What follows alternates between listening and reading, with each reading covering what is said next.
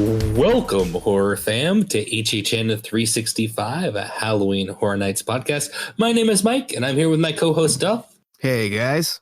We have our producer, as always, Nico. Hey, howdy, hey.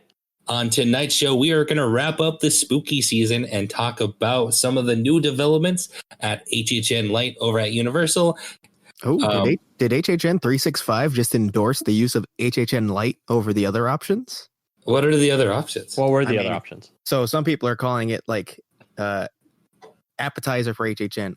What's the other main one? There's another big one that people say, and I can't think of what they say. That's too wordy. I don't like that. No, I don't like it either. I don't. Okay, so HHN Lite is Diet HHN. Diet HHN. Diet HHN. Yeah. I like HHN Lite. I think Diet HHN is too fat shaming. I'm on the record. Right now. We don't need a diet. Yeah, I got you. But it's really, the Halloween seasonal experience. Yeah. Okay. Yeah. HHN Lite. I like it. HSE, baby. Yeah. Now, is it Lite, Lite, like yes, a Miller? Lite is how the hashtag is going. Yeah. So less thrilling, more taste. I mean, that's an yeah. I like the joke, but it wouldn't be accurate. No. All right. Well, let's. We don't really have any news, right? Because all the news is going to be basically the main segment because we've been gone for so long. Yeah. I guess we should start there. Sorry that we missed a couple of HHN 365 shows on the feed, but we were able to get the Stay in Screamcast out, right, Dub? Yeah. So the way scheduling worked, because we're every other week doing Stay in Screamcast, and we missed a couple of those too because scheduling. A lot of personal stuff going on that caused more scheduling issues. So we missed like all of October. Yeah, it worked pretty crazy. It worked out that way, but we're back to HHN 365 content. We actually still have 2 Stay in Screamcast episodes you'll hear. So there's a lot of content that has been building. Yes.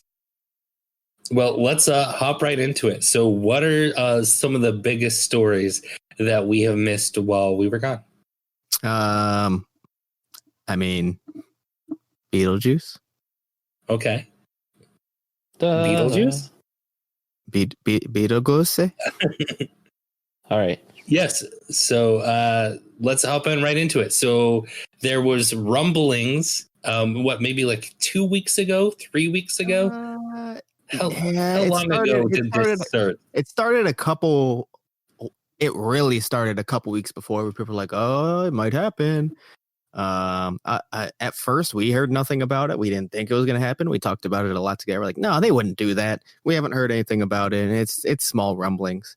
I think we kind of heard maybe within the week before is when we heard like, yeah, it's probably happening. So it was kind of a slow build to a like, all right, shit, it's happening. Yeah, exactly. I mean, we didn't know for sure it was happening. Well, no, until Saturday morning at like 7:05, right? Well, I think everyone knew it was happening when they started putting out the outdoor facade. If you want to call it. Yeah. I know they put on the Parade Warehouse, but we didn't know if it was going to be just Sunday or if they were going to. Oh yeah. We still don't quite know. Like what was going to happen. They never straight up and announced anything officially. Yeah, we'll get into that aspect a little bit later after we talk about the house. I think the whole like when it happened, how it happened, all that. Good stuff. Okay. The controversy. Yeah. We'll describe the fun of the house first. Okay. I think. All right. So you just kind of want to dive into the actual house because we were lucky enough to experience it. Yeah, we got to experience it. Duffy got to experience a little bit more than us. Nico and I were extremely lucky to get to experience. We won't go in the full story of that, but let's just say it was a roller coaster of emotions yesterday. Yes, it was. We thought we were going to get to see it, and then we thought we weren't going to get to see it, and then we lucked out and got to see it. It was very exciting. That's the best way to describe it. Paid off. It paid off, yes. And I think it made the house that much more exciting because I know Nico and I were about to walk in and we were like, it's happening, just because of the 2 hours before, or the hour before of the, we're not going to get to see this. Even though we rushed from either work or the other things we were dealing with to get there. It was from someone who had already done it. I was frustrated for you guys. But it worked out. For good reason. Yeah, they went through. Let's see. Did you guys like it? Let's find out. It was amazing. To put it lightly. I was gonna save that for after, but okay. What did you want me to say? I was just gonna start talking about the house itself, and the point where we. Well, you asked me a loaded question. Did you like it? I said, I guess we'll find out. Anyways, so really quick, massive spoilers. We expect the house to return next year. If you didn't experience it and you don't want to hear what happens, turn it off right now. We're going to go through many spoilers of Beetlejuice and then the other two houses as well. At some point, we'll talk about a bit. So, we're not going to dissect it. We're not going to go scare by scare, boo-hole by boo-hole. But we are going to spoil it. Sure. Yeah, absolutely. If you don't want to know anything about what you're walking into, you should probably tune out for at least the next 20 or so minutes. So I'm going to have Nico sing a song for 10 seconds, and then when he's done, the spoilers start. Day-o, day-o, daylight come and me wanna go home. Daylight come and me wanna go home. All right, that's worse than spoilers. We're just gonna stop there. Yeah. There we go. Thank you, Nico. You're welcome. All right. So Duff, you take us off because I know you're the ones who got to experience this. How many times did you go through it? Like 7? No, not even. I got to do it 4 times. And no, I didn't take up extra time slots. If you're wondering, I had friends who they were gracious enough to let me jump in on their times as well. So across the 2 days, I went 5 times total. Sorry, 5. Okay. All right. That's reasonable. And across 2 days, I didn't do it on one day and ruin everyone's times like that. I'm sorry. I'm not sorry. Anyways, let's move on. So this is in B79, that new parade warehouse. Graveyard Games last year is the location, if you want to put it together that way. Warehouse? And their outdoor facade was basically the artwork that's on the Beetlejuice shirt. It's just kind of vinyl across that entire doorway, similar to like what Universal Monsters had last year, like the vinyl of the logo just across like where the doorway is. And I actually was kind of surprised by what we got for like the indoor. I'm just going to call it the first room. I don't know if I want to call it a facade. I don't know if you guys agree with that. Not calling it a facade. There's no real facade. Facade. I would call it a facade. Okay. Fair enough. It's a facade, in my opinion. So basically you walk in and the first thing you see is there's basically a bunch of switchbacks of fences. As soon as you take a few more steps in, you realize that Beetlejuice is actually up on like a podium well above you, fully interacting with you, like all out. Yeah, mic'd. He's mic'd. Like the Beetlejuice character you would see in the park. Plays with you, messes with you. Yeah. Full on interaction. It was great. It's pretty good Beetlejuice too. Yeah, I believe what he said to Nico and I. He's like, "Hey boys, welcome." and then some girls walked in behind us, and his attitude he completely ignored us at that point. Yeah. He's like, "All right, keep going. Keep going. I got some girls to talk to now." he takes out the comb and does a big. But yeah, no, he's every time I walked through, he had something pretty funny to say. I didn't expect to actually get the full interaction with Beetlejuice, but it's there to start it off, and I thought that was a really good way to start off the house. Fun way to do it. In a non-COVID world, that's probably a pretty fun place to be. You know, because they probably will have you completely backed up there. Yeah.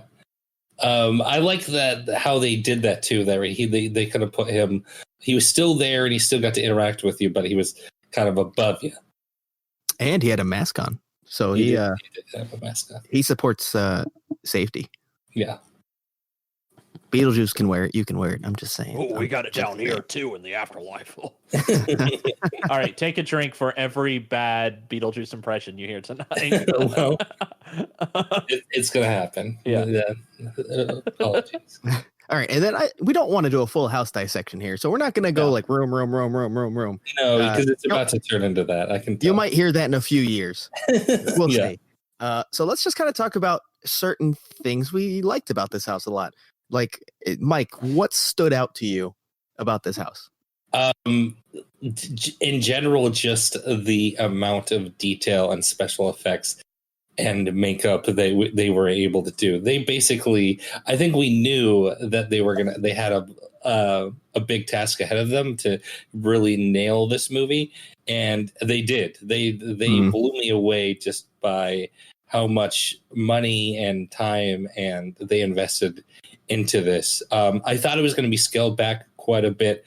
One, because of COVID, and two, because they rushed this thing out for 2 days only. But to me, it felt like I was seeing probably like the showstopper house of the year, even with it scaled back. This had all the technology and the makeup. It was in this house. Yeah, I definitely agree. I appreciate how many effects they used throughout the house. How many different scare types were used. There was elevation changes in the house. Yes. The vortex tunnel was in the house. I'll say it now. The vortex. Your first big spoiler. Really well. Utilized really well. Not just thrown in there. It was basically your transition to like the afterlife. The afterlife. Yeah. Because that's where it picks up. And I thought that. Go ahead, Nico. No, take it. No, I was just going to say that I thought they did the right thing by cutting off the first act of the movie and then just getting you right into there. I thought it was great that you start off in the afterlife and then transition back to the house after Jeffrey Jones and Catherine O'Hara take it over. Yeah. Kind of piggybacking off that, like the first part of the house almost feels like an original concept based off the Beetlejuice movie. Yes. More than like, you have to compare the two. Like Ghostbusters last year was kind of like going through a walkthrough of Ghostbusters, Yeah, for the most part. Obviously, there were some additions and they involved Ghostbusters to a little bit, but for the most part, they kind of followed the story. Whereas Beetlejuice, not quite. Later in the house, it starts to a little bit, just in chronological order of the scenes they go through. But early on in the house, no, it just kind of felt like they were playing around and having fun with Beetlejuice in general. Yeah, absolutely. Yeah, really toying with the aesthetic that Tim Burton put in that film. Yeah, definitely. So I'll say what I liked a lot about this house is the puppetry. Yes. Because there is some top-notch puppetry in here. The snake puppet, which is very similar to the puppet face scare in Slaughter Cinema. It was basically the same exact way, same layout. Very effective the way it worked. It looked fantastic. They use, oh God, who was in front of you? Was it Adam? It wasn't Adam. Yeah. Are you talking about the Beetlejuice face snake? Yeah. Was it Adam? No, it was Adam. Yeah, it was Adam after they figured out how to, the Adam with the eyeballs on his fingers. Yeah. But yeah, no, that puppet was fantastic. And then you'd call it the sandworm puppet, right? Yes. Sandworm. Oh my God. First of all, massive. He's huge. They use lighting effects. They use fog effects. He has a good amount of movement too for his size, I'd say. Like he moves a lot more than say the Mind Flayer did last year in Stranger Things. Yeah, he reminded me kind of like Clownzilla.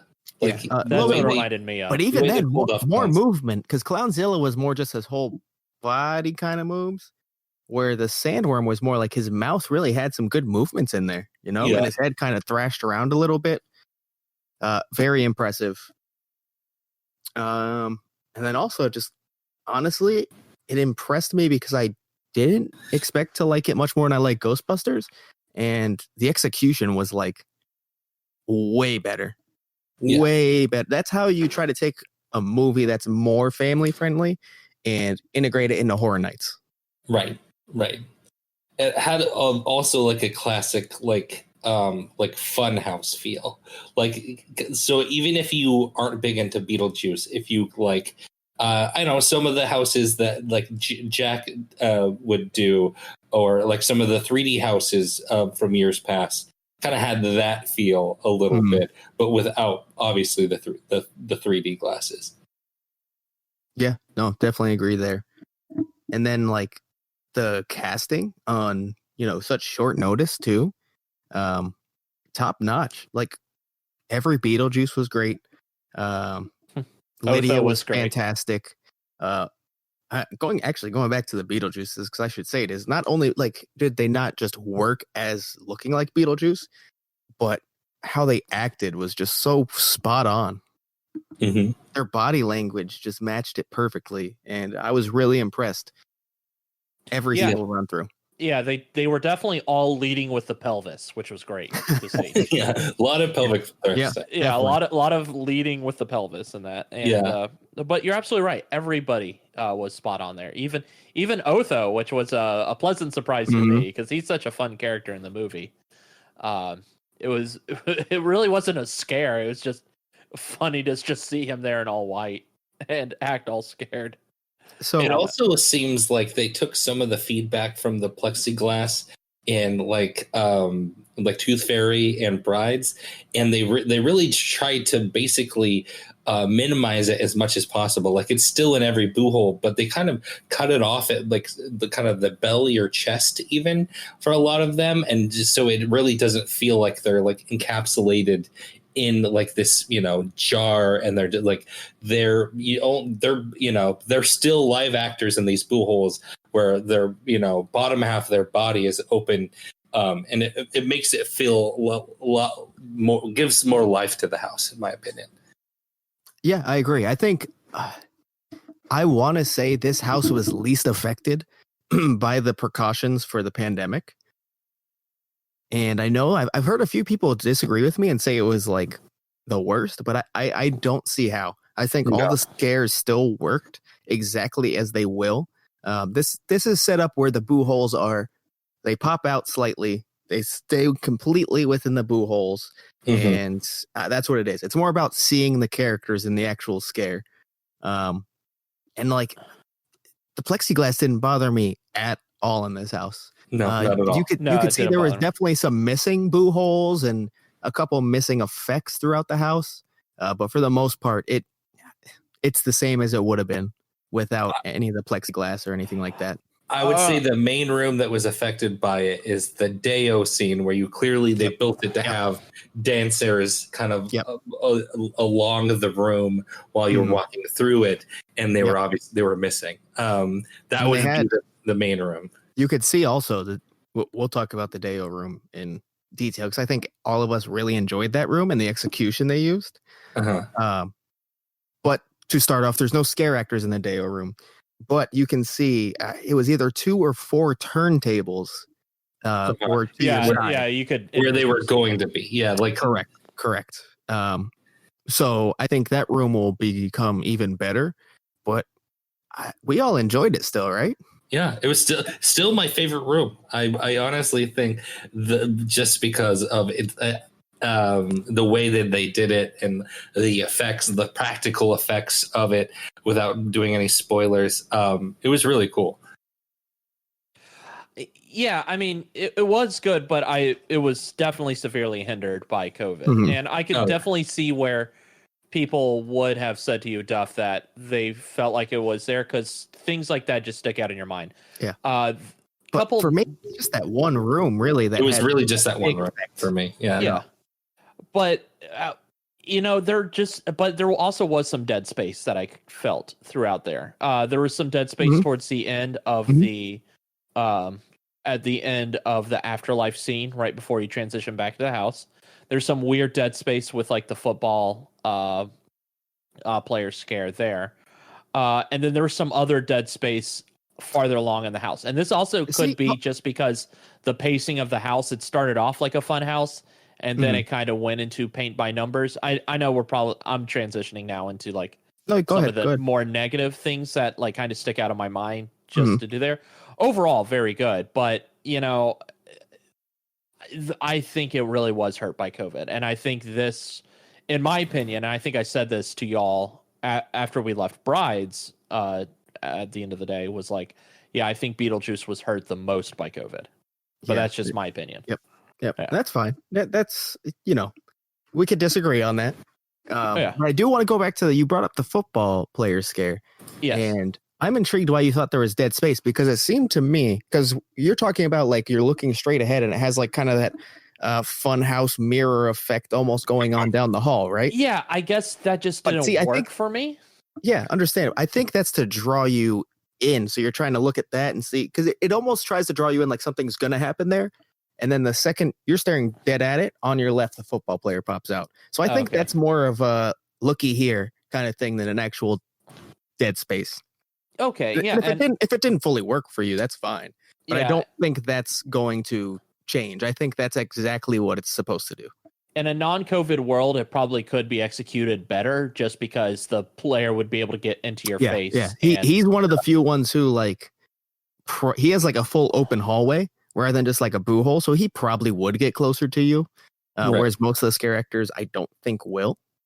But yeah, no, because he's a little far away too. He's a little bit off the path. It's kind of around a corner. So I see what you mean. This is the first house where I would want like a character to touch me. I would want like Beetlejuice to put his arm around me and like be like, hey, do you mind if I do something like that? Like I would have loved for like Beetlejuice like to come out and like put his arm around me. But that's just me. I mean, if scare actor dining happens next year. Oh yeah, man. For sure. Oh boy. I'm sure I don't think Warner Brothers would approve of that. But. I'm sure Beetlejuice was going to be this character, right? When they announced character dining is not going to happen, then it is going to happen. He had to have been the main guy, right? He was going to be, yeah. It had to be. So I do want to talk about something that's more informative for people who want to hear about it. And I am not the most knowledgeable Beetlejuice person, so I want you guys to kind of help out. I think mainly Nico. And kind of go through what characters we saw throughout this house. Alrighty. Well, pretty much we saw everyone except Charles and Delia. We're probably and Juno and Maxie. We didn't see Robert Goulet and his wife there. I think that's pretty much the only three we didn't see. And I'm pretty sure they would have all been represented in the Deo scene there. Right. Yeah, Otho, like I said, and then we probably would have seen Otho there as well, or we would have just seen Otho in the one spot, which is there towards the end. But we definitely have plenty of Lydia. We definitely had, plenty of Jane Butterfield. We definitely had plenty of the beauty pageant winner who's blue. I forget, like Miss Argentina or something like that. But yeah, I mean, they pretty much got every character that you wanted to see in there. The smoking guy, which I thought was done very well. Yeah, it was. Much better than the tribute store one. But yeah, I'm pretty sure they touched on it. I'm just trying to think through real quick to see if anybody else. Was there anybody y'all thought were missing besides the mom and dad and their friends? Not that I noticed. The only thing that was missing is there was no Adam scare actor. They only had him static figures. Okay, yeah. But he was there in multiple forms as a static figure. I expected more Lydia than we got. We only got the one Lydia, right? Yes. Where she pops out and says, "I myself am strange and unusual." Yep. Yeah. I was happy with that. That was a fun part. I thought that was actually that scene was really cool. And then transitioning into the kind of like strobe lit, super fogged hallway, which brings you around to the Beetlejuice like gravestone. All right. Anything else we want to touch on with the Beetlejuice? Well, something that Nico was talking about made me think we should probably talk about the waiting room scene, because I thought that looked really damn good. That's my number one. That was great. Yeah, that was probably my second favorite room. Yeah. So room was great. All the little details, all of your little details were all in that room, and like it was everything you ever wanted. So we if you're a should say Beetlejuice fan, everyone in the waiting room, like in the seats, were static props. There was no characters there. Only at the counter did you actually have a scare actor. Yeah. But I didn't care. I thought it worked perfectly. And if they do bring someone actually into the waiting room itself as a scare actor next year, I think that just amps it up to the next level. Oh my God! Could you imagine? I hope it happens.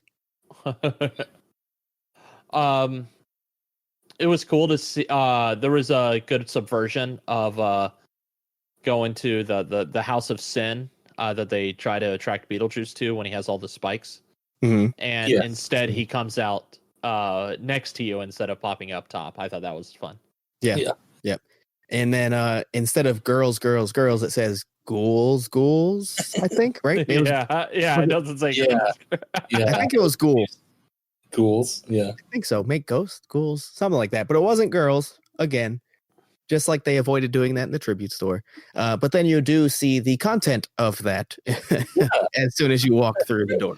Yeah, and then you see Beetlejuice, Tex Avery reacting to it. Like a wolf at the dinner show. Oh, steam coming out of ears. What forms of Beetlejuice do we see? Obviously, we see standard Beetlejuice as like in room 1 up on the podium interacting with you. You have you just went through the one with the spikes through him. You saw Cowboy Beetlejuice on TV. Yep, correct. That in the attic scene is so there's nothing happening, but it just looks damn good. Yeah, they did so well on the. And it does have an animatronic of the Adam Ghost popping up, which it works. It works. It's not really to scare you at all. It's just to kind of fill out the scene, and it works for me. Let's see what other Beetlejuices. He has the wedding, the tuxedo Beetlejuice. Yep. The two, you'll know this, Nico. After Lydia, the two Beetlejuices you get. After Lydia, shoot. So you turn the corner, and he has like he has the hat on.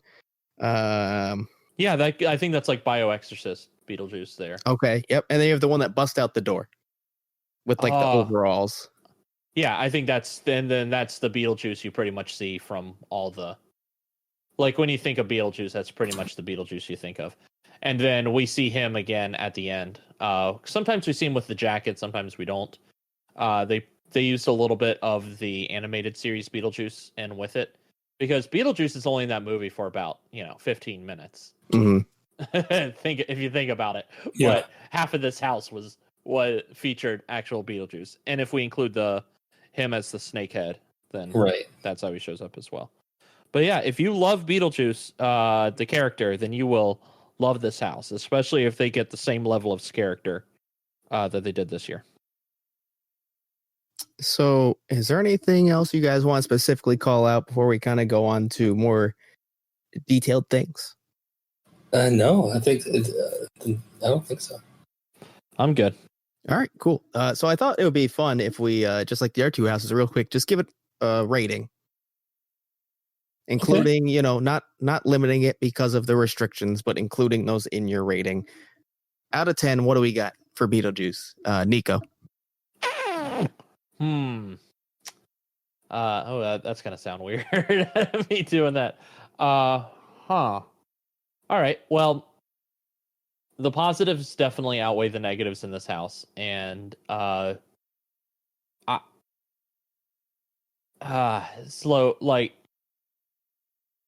think I would give it a solid 8. Actually, 8 sounds good to me. I think it's pretty high number. I think it's pretty darn good. Maybe even really good. I could definitely see that being like a lot of people's probably favorite house this year, and probably if we had actual HHN without the COVID stuff, then it possibly even could be higher for me. But I know it's really unfair to judge it because of that. But I mean, I can only judge it on what I experienced. You got what you got. So I got what I got. I really enjoyed it, and maybe because I come in there as a fan of the source material more, I'm ranking it a little bit higher just because they executed where they really needed to there. So yeah, I think an 8 is a solid point for me. Maybe a hard 7.75, like, but I feel like 8 sounds better for Beetlejuice. Yeah, we'll go with that. It's not quite a 9 or a 10, but I still think it's pretty above average. Yeah.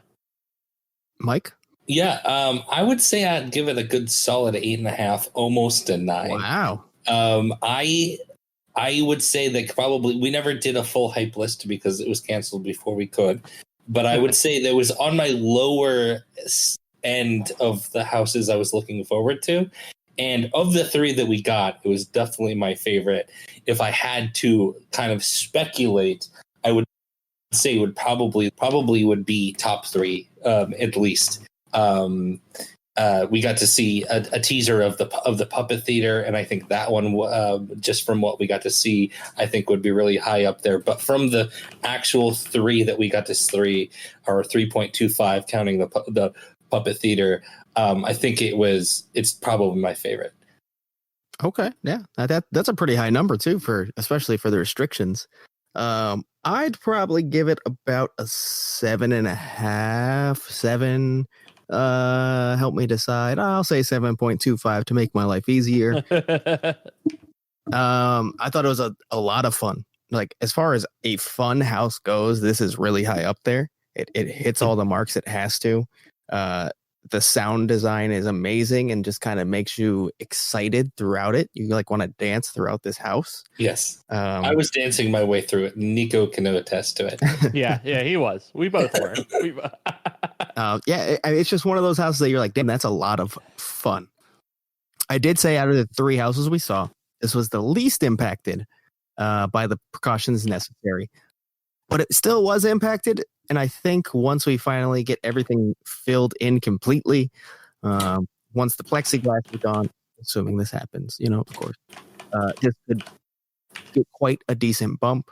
And I'd say it's probably one of those definite top 5 houses of the year, maybe top 3 even. We'll see. But 7, what I say, 0.25, not too bad for everything going on right now. Yeah. And we should talk about why this happened and how long it happened and all that fun stuff, huh? Yeah. So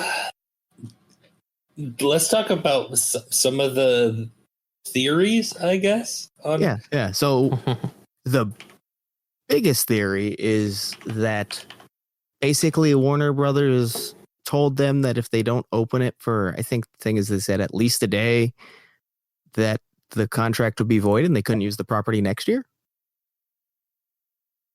And I know me and Mike are completely like, that kind of sounds like bullshit. It sounds like fan fiction. It sounds like this clearly was an odd choice, and people need to justify as to why in their head, and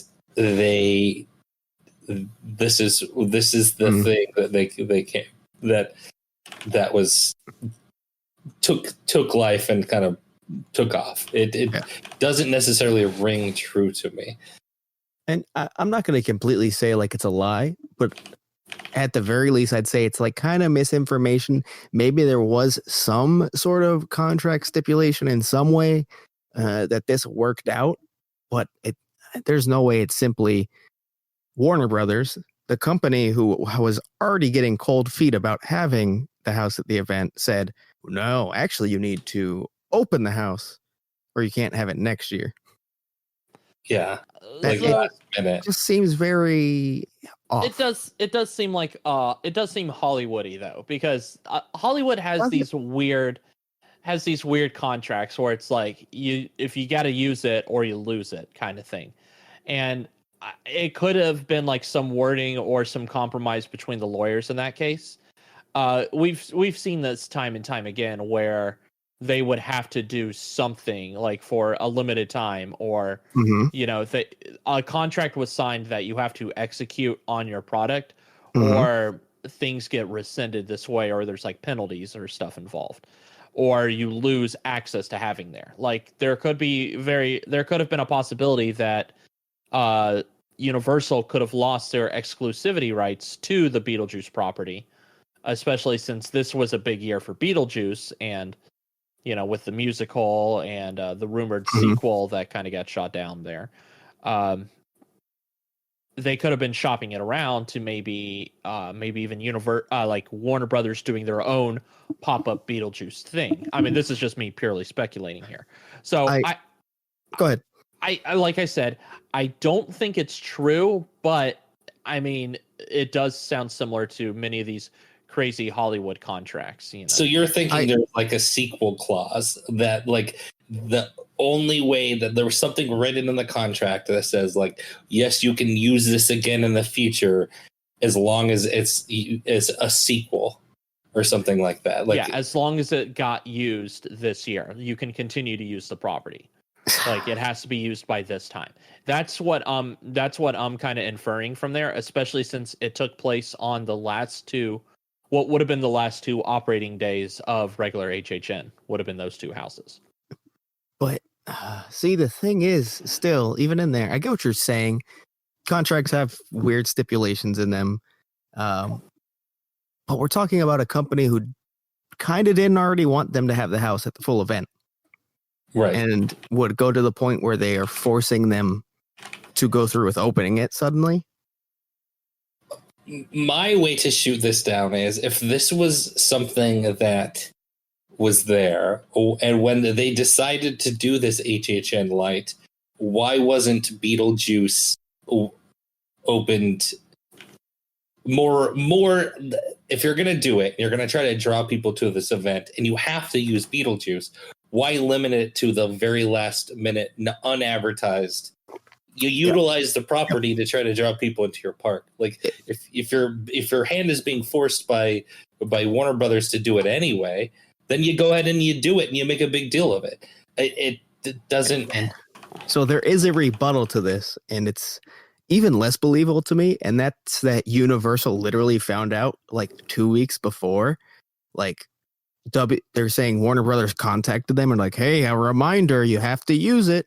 All right, that's bullshit. Yeah, that sounds way too fancy. So first of all, for a fact after this happened, after the cancellation, that Universal is reaching out to these IP holders and they are discussing the future of what's going to happen.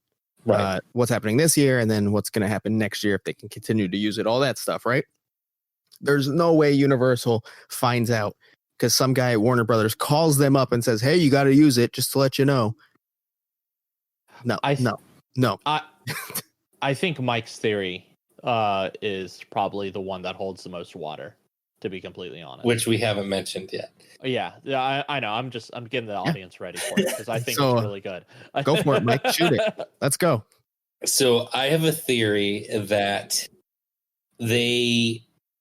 someone higher up in Universal was looking at the amount of merchandise that still needed to be sold and liquidated, and they were talking about strategies of how to get HHN fans to the park over the last weekend to basically fire sale all this merch that didn't sell as well as they expected, and what way better to do a surprise opening of a third property, and get people, leak it to the public or leak it, get the fans there, to try to get to the same people that would come out to buy the merch,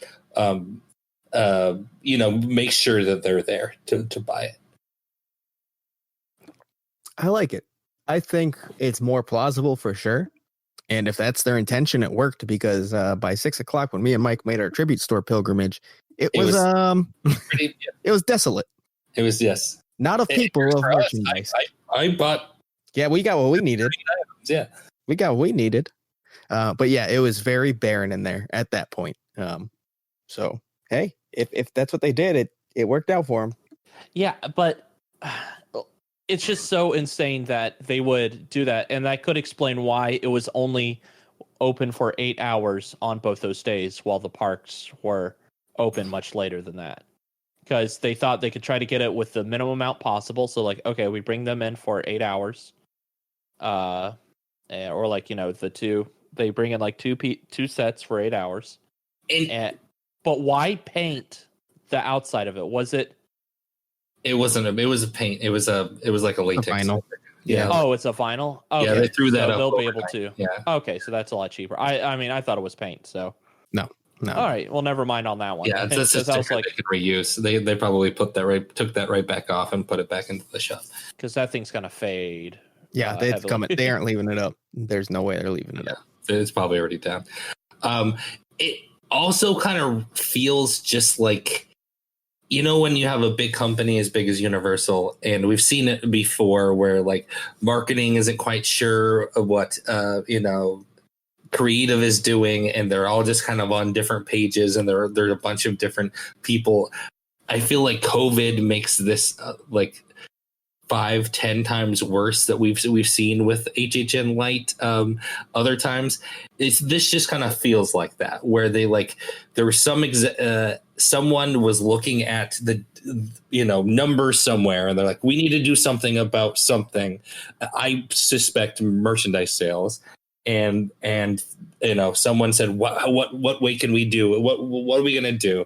And it sounds like there was a lot of, to me, I suspect a lot of back and forth of like, are we going to do this? Are we not? Are we going to announce it to people? Are we going to make a big deal about it? Are we not going to make a big deal about it? Because also about 2 weeks ago, right, they sent out to their annual pass holders, basically encouraging them not to come on weekends. Mm-hmm. Yeah, and a lot of people are upset about that they said, hey, don't come, and then quietly opened up Beetlejuice. It just sounds like the classic one hand doesn't know what the other hand is doing. Yeah. One hand, someone decided that this was a good thing to send out to annual pass holders, not even realizing what the other team is planning to do in 2 weeks. Which happens a lot to Universal. Mm-hmm. Which is a little...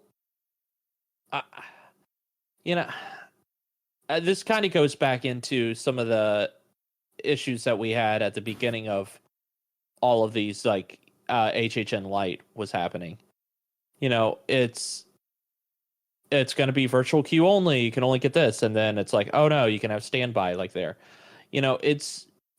They don't really send a consistent message, and not to bash Universal enough, but like your APs are the ones who are trying to do this. I'm not coming at this as a sour AP, which I'm not in this case. I wasn't upset with that, but it just seems like it's just another boneheaded move where exactly what you said, the right hand doesn't know what the left hand is doing. But this is just another thing that has happened in a repeated habit with Universal. They can't never seem to get their shit straight when it gets to special events and stuff. Honestly, I mean, it's something that I think happens a lot at Universal and all the time, but I think COVID just makes it 10 times worse. I think they're trying to throw stuff at the wall to try to see what sticks. They're trying to get these parks filled. Like they're just doing whatever they can to try to get through this. And, it's, I think, mid-level managers and lower level executives are panicking, and you can see it, and it's and how it's coming out. Some of these things are coming out, and you can kind of see operationally, kind of between the two different days, that the first day, from what I understand, Duff, and you were there, it was pretty like willy-nilly. They were just kind of letting people in as often as they could to try to get as many people in on Saturday. to see this. Basically, were they getting tore a new one by a lot of guests? What did you see? So I know Saturday it was much more lenient, and I think that's because people didn't know what was happening, so there were much less of a crowd. There was a lot of times where apparently the queue was completely empty, and they started actually. It wasn't that often, but they started letting some people in, like standby. Right. They were letting groups of larger than 8 go. It was basically just a slower day. But Sunday, yeah, it was. You guys saw slammed. They were extremely strict. Yes. Your group was 8, and that's it. You weren't bringing any extra in. They weren't letting anybody in standby. If you did not have a virtual queue that you were a part of, you were not getting in. Done. Over. Yeah. Sorry. Any manager that or supervisor that's left in Universal was there standing in front of them. And that's another big change. The first day, like they had a couple wandering managers outside the house, and the norm kind of for something new. Yesterday or Sunday, it was literally a couple roaming managers, a wall of 5 managers, and then the virtual queue up staff after that. It was intense. So if you walked up to get a virtual, like to use your virtual queue, you were asked 3 times to show your time before you got there. Right. It was like you are not getting through without it, no matter what. Yeah. It was pretty intense. It was very intense. And I think that has to do with Sunday being much busier because people knew about it. Who were pissed the day before that they didn't know about it and were told to stay home, flocked to the park. Right. Do we think that Universal should adjust how they do virtual line in the future? The app needs to be better. I'll tell you that because mine didn't work at all. I kept getting an error when it became time. Yeah. I think the way it's currently set up leads to a lot of abuse, which, I will admit that, we have used its very, very wide thing to our advantage. So basically you're looking at how, if you look at Disney, you are linked by account to a specific time. Whereas here you are just grabbing a time and you could set however many people you want on it. Yeah.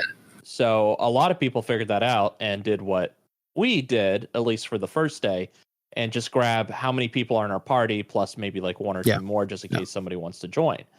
Which I can completely understand where it's good to have it like there, but if Universal wants to do what they are planning on doing, or at least were planning on doing for Fantastic Worlds, then everyone, I think they do need to go to the linking your account or linking your park ticket to the app to prevent this sort of abuse from happening in the future. I don't think it was a big deal this weekend specifically, but yes, when it comes to a point where it's serious, absolutely. Because you could have a party of 8, and even if they're being strict, the 8 of you each grab a time, all of you go 8 times when there's people who are, say, a party of 1 or 2, and they can't even snatch a single time.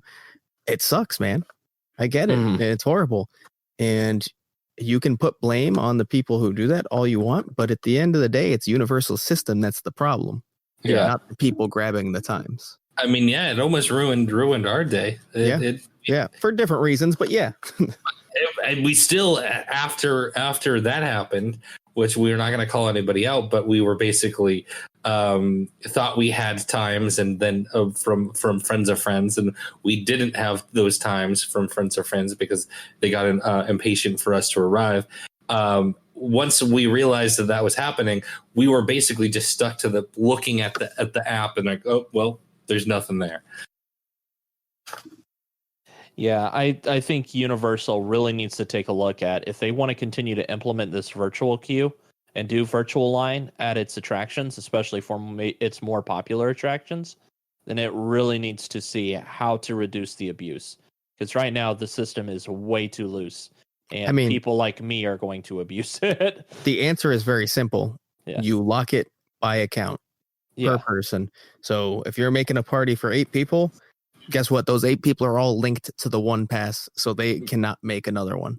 Yeah. And that's, again, I want to stress, I see people so mad at people on Twitter because they're like, I went 25 times because, you know, they had a group of 10 people or whatever. Yeah. It's Universal's fault, not theirs. Yeah. The thing is, we are going to take every single advantage we can. And what you should, if you are given there, and if guest relations is telling you that you can reserve up to 3 times per app, you can have up to 3 virtual queues at one time. And then everyone in your party can also reserve up to 3 virtual queues at one time. That will lead to abuse. And it did lead to abuse, especially for what we saw this weekend. So, I mean, this is just the soapbox that I'm getting on here. You know, for the future, Universal really needs to look at it, especially if they might even implement this.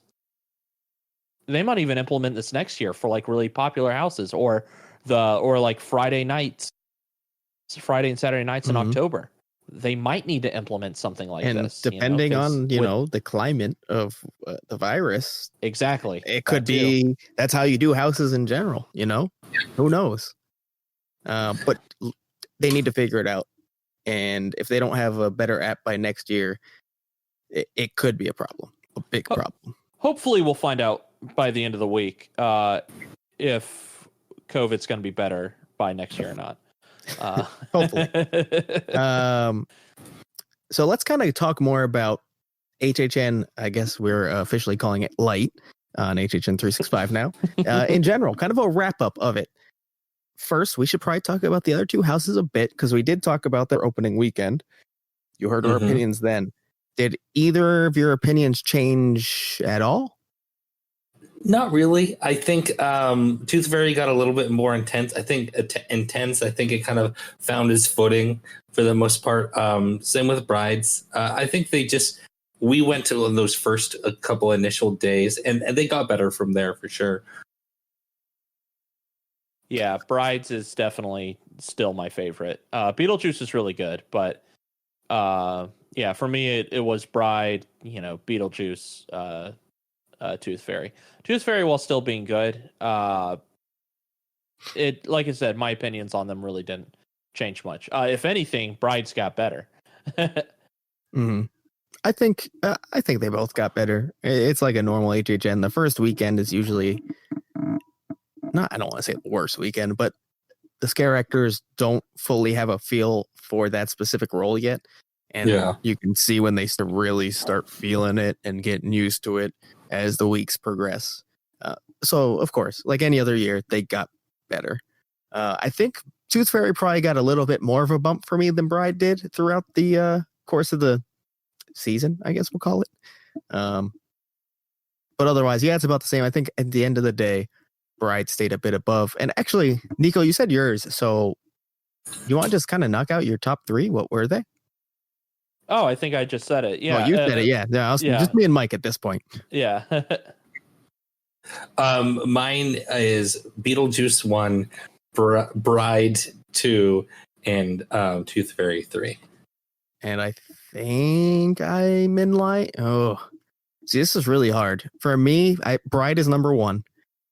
And a run I had on the last day solidified that for me. Beetlejuice and Tooth, man, it's tough because I like them for such different reasons. I think I'm gonna go Bride, Beetlejuice, Tooth.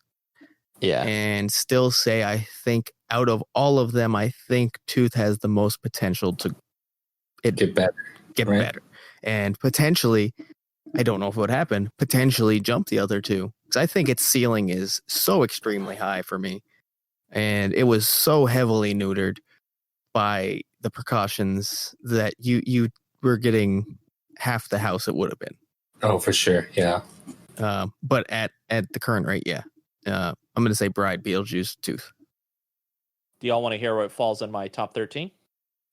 Sure. Go ahead. Yeah, please. So I only have 13 houses. So Beetlejuice was my 13th house. So pretty lucky to have it like there. Beetlejuice is snugly there at number 5 for me. Oh, okay.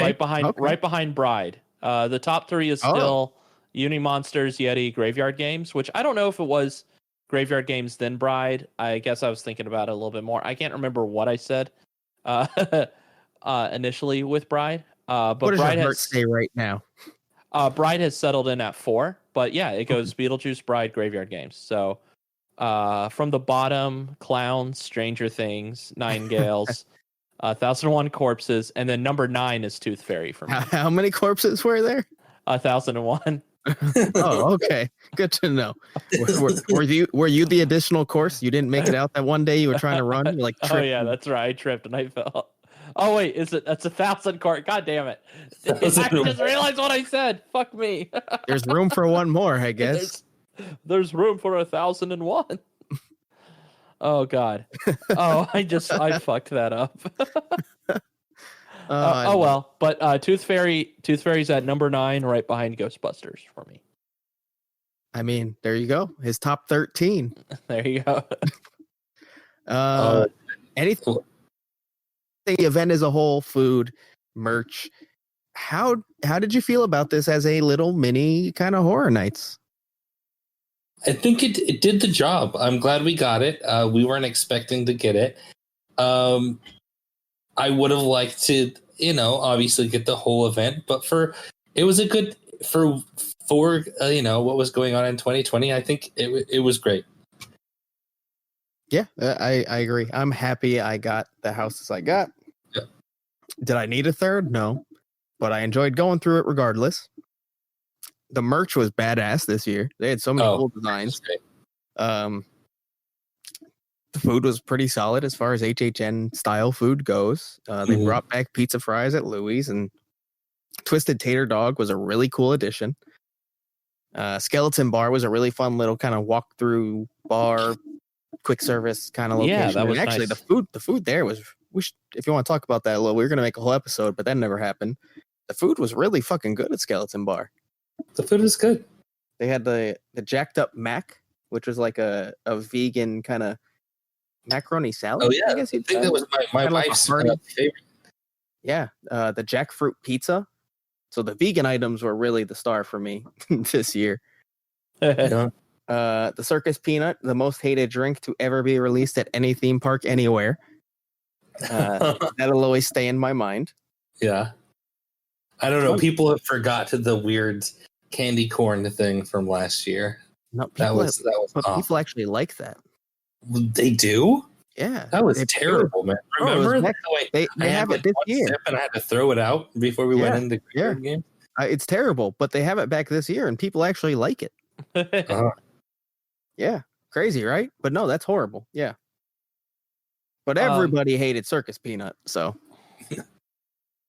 I didn't like circus peanut, but I hated the weird candy corn thing. No, they're both disgusting. The rum drink was nice and refreshing. The rum was that the Loop Guru that had rum? Yeah, it was the Loop Guru. Which I realized I was like, oh, why is it called this random coaster in Belgium? And then I realized it's like a werewolf. Yeah, I didn't know I knew it was a werewolf type thing. I didn't know it was the coaster in Belgium. Yeah, it's a roller coaster. I was like, oh, I'll have this. Is that why you ordered it? That's why I ordered it.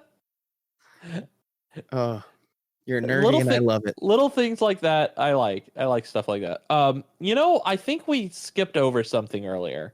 Do y'all remember what happened this week where I think Beetlejuice kind of got us there, but where kind of what Mike was saying earlier, the theme of the right hand doesn't know what the left hand is doing, and they announced Puppet Theater? Yes, we were. I was going to go a little bit into it, but yeah, this is perfect time. Let's do it. Yeah, I mentioned. Well, so now let's start this off by saying Universal tried to not call this announcement as much as they possibly could. The HHN account didn't talk about it as an announcement. They said, here's our behind the scenes video. That's what they call it. That's the actual name. Like if you go on YouTube, they literally just slide it in at the end, exclusively at Halloween Horror Nights, Universal Orlando Resort 2021. That's the only thing that's like an actual announcement. And I think that's really weird. Oh, also, someone asked about Beetlejuice on Twitter, and Universal gave a reply saying, we've made no announcements for next year. It's like, What? Actually, you just Yes, did. you did. So they want to kind of pretend it didn't happen, except for that little piece in the video, and it's really strange. Yeah. And then I think what Nico wanted to talk about even potentially more is the whole gaffe where it released on Peacock for about 6 hours and then was taken down. Yeah, exactly. That's my thing I was getting at there. I am really glad that Universal is going to put theme park content on Peacock. That makes me very happy. I hope the whole HHN Forever thing kind of takes off and we get some more videos like this. That'd be very good.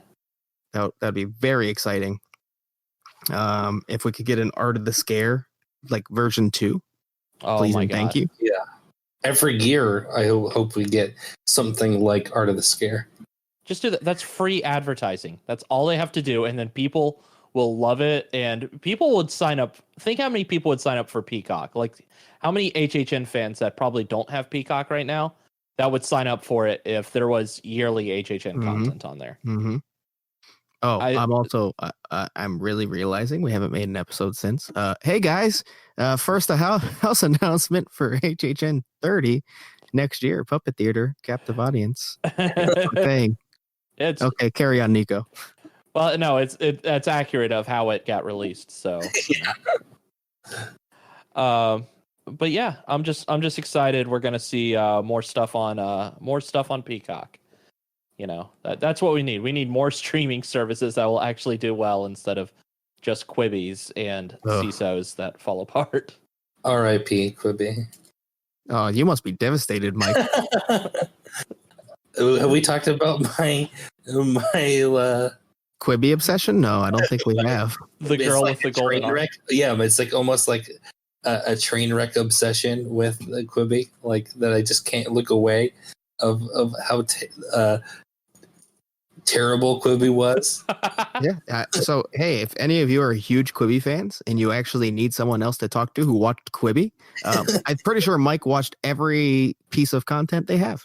The first month or so, during the quarantine, I know they have released a bunch of new stuff. Basically, starting around like July or August.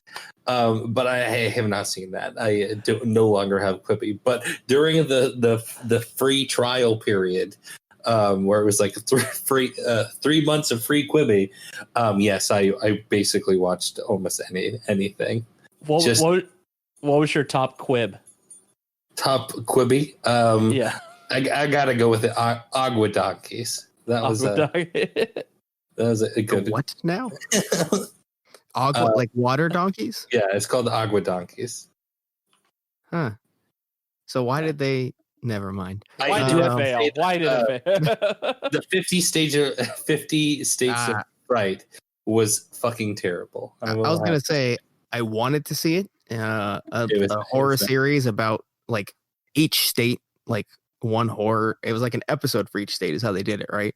Yes. Well, no, it was like 3 or 4 because episodes are like they try to keep them under 10 minutes. So it was basically the problem with Quibi is that it was content made to be just normal 30-minute to an hour to 2-hour long movies, and they just bought up all this content or told people to go out and make this content, but the content creators didn't know if it was, they still made it to be 30-minute to an hour to a 2-hour long movie style content. And so whether you cut it up into 8-minute, 10-minute, still felt like that. There were very few series that really was meant to be like that 5-minute to 8-minute standalone stuff. We're going way down the rabbit hole, guys. I mean, if we stick to the Sam Raimi, what is it called again? 50. I don't know if anyone listening to this wants to hear about us talk about why Quibi failed. All I was going to say is I wanted to watch that series, and you said it was horrible, and I was very disappointed. Yeah, very disappointed. Yeah, it's not good. Was Florida's good at least? Did we get any? Oh, God damn it. All right, moving on. Fuck it was you, better Quibi. than some. It wasn't the world's largest twine in Kansas or whatever. I'm sorry. Yeah, there's one of them. That was an episode. Like, the one that gets like the most backlash people talk about on Twitter is about the Michigan's golden arm. Oh yeah, the golden arm, the girl with the golden arm. I'm sorry, I'm not subscribed to r/Quibi. No, that one really took off in Twitter. If you look up Quibi golden arm. Okay, I'll look into that. I'll send you some links. Yeah, thank you. I'm sure you have them on the ready. I do for sure. So, Universal and Halloween seasonal experiences and stuff. I think we kind of got it all. I mean, yeah, I'm happy we got it. I enjoyed what we had, and I'm happy we didn't get more, seeing how the things are operated right now. So, wait for next year. Yeah, absolutely. All right. Well, that basically wraps up our, closing episode about HHN Lite. Are you guys excited for HHN 21? Knowing kind of what we saw and knowing what the potential is, are you ready for HHN 21? Is that what we're calling it? I think we already had that 2021. 2021. HHN 30. In 2020. In 20. Yes, HHN next year. Yes, I'm excited. Of course I'm excited. God damn it, this year hurt. Yeah. I need a full HHN or I might not survive. You'll survive. But I get you. Don't downplay my emotions, Mike. You'll survive. Oh my god, he just talked to you like the way he talks to his kid. You'll survive. You don't need to right now. In all seriousness, though, it did suck not having a full HHN, and I am super excited to potentially have one next year. It'll be great. I'm very excited. All right, Nico. Yeah, no, it's gonna be great. No. No, I'm super excited for HHN 2021. That is, dang it, how I'm saying it. Yeah, it's going to be good. No matter, I think they will take what they've learned from here, and if we have to exist in a COVID world still, which we definitely might have to, then we will probably still have a good year. But I would really, really like to have it not be in a COVID world so we can get the full experience for all of these. Agreed. And I just, it's far enough away where that's going to happen, but it's also close enough where that could not happen. So, it's hard to say, man. It's really hard to say. It might just end up being that a vaccine will come out in March. And then there'll be a sign at the front of Universal that says, hope you're vaccinated. Come on in. I will say, though, I think it was really nice of Universal.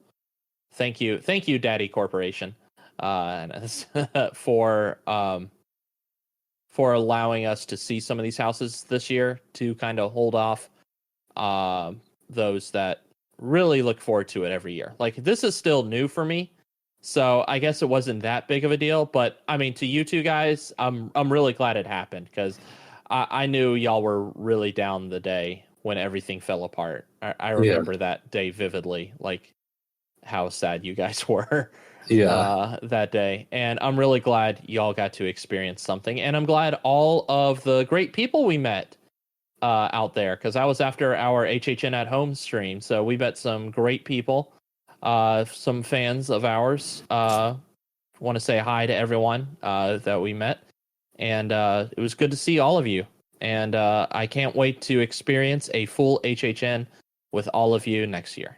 Absolutely. Oh, that was so sweet. Yeah, I'm touched.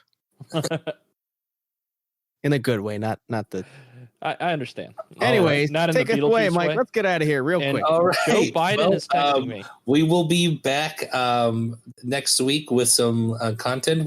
Not sure what that's going to be yet. We'll definitely have some things that we've discussed.